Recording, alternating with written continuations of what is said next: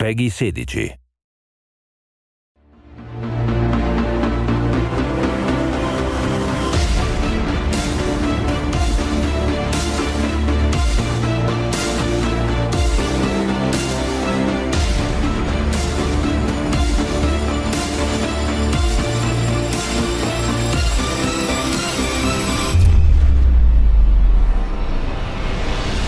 Infinite Crisis is kind of my dream project in that it is a world where you can take all the DC heroes you knew and loved and you can see their twisted reflections, their dark mirrors, their idealized versions, all of them on the same page. It is the most broad, open-ended set of universes in any comic universe, especially since the introduction of the multiverse and the Elseworlds. There really are very few things that we can imagine and think of that can't be contained inside the DC universe.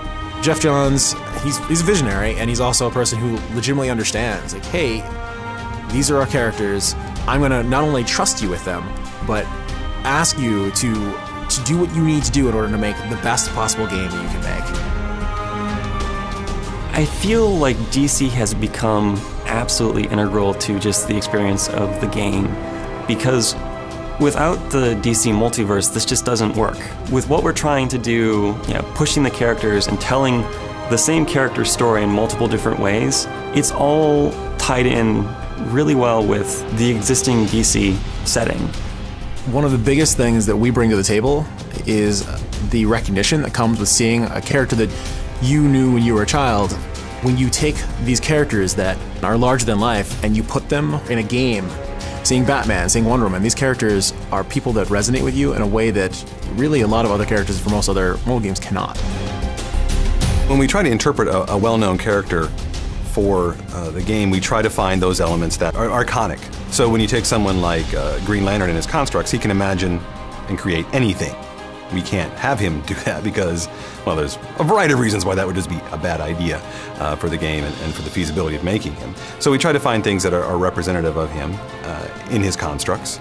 So he summons a giant jet and throws it at you, and that, of course, represents his sort of backstory as being that test pilot. We're always looking for ways to incorporate DC history and lore into the game in ways that make sense for a competitive environment. And one of the ways that I'm really proud of and what we've done that is through the artifacts. Now, these are the items that players will be acquiring from the Artifact Foundry through the match.